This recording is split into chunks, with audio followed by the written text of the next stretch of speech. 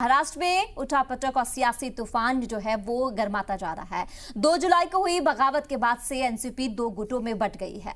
अब दोनों गुटों की ओर से नई तकरीरी का ये बर्खास्तगी की जा रही है। अजीत पवार गुट ने सुनील तटकरे को महाराष्ट्र एनसीपी का सदर बना दिया है। बता दें कि आज एनसीपी की कारगुजार सदर सुप्रिया सुले की मांग पर शरद पवार ने एक्शन लेते हुए सुनील तटकरे को, प्रफुल्ल पटेल को पार्टी आइन और जज्बातिन को सीधे ये खिलाफ वर्जी करने के इल्जाम में पार्टी से बर्खास्त कर दिया था। वहीं अजीत पवार गुट ने कहा है कि यहां जयंत पाटिल को एनसीपी के महाराष्ट्र सदर के ओहदे से निकाला जा रहा है। एनसीपी लीडर प्रफुल्ल पटेल ने कहा है कि सुनील तटकरे को पार्टी में तंजीमी तब्दीली का हक होगा। प्रफुल्ल ने खुद को यहां कारगुजार सदर बताया है। इसके साथ ही एनसीपी लीडर प्रफुल्ल पटेल ने कहा है कि अनिल भाईदास पाटिल को महाराष्ट्र असेंबली में एनसीपी का चीफ व्हिप मुकर्रर करार दिया गया है।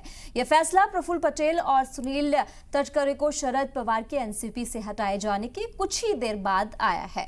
तो प्रफुल्ल पटेल ने कहा है कि पार्टी के कानून के मुताबिक यहां रियासती सदर के ओहदे को हर 3 साल में होता है, लेकिन 3 साल के बाद कुछ वजूहात की वजह से चुनाव नहीं हुआ, इसलिए जयंत पाटिल का यहां मुत्तिकार बढ़ाया गया था।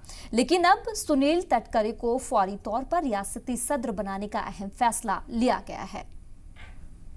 मैंने राष्ट्रीय कार्यकारी अध्यक्ष के नाते उसमें महाराष्ट्र की जिम्मेदारी आज से श्री सुनील तटकरे जी को देने का फैसला किया है और वो पत्र उनको मैं अभी यहाँ पर आप सभी के सामने देने वाला हूँ।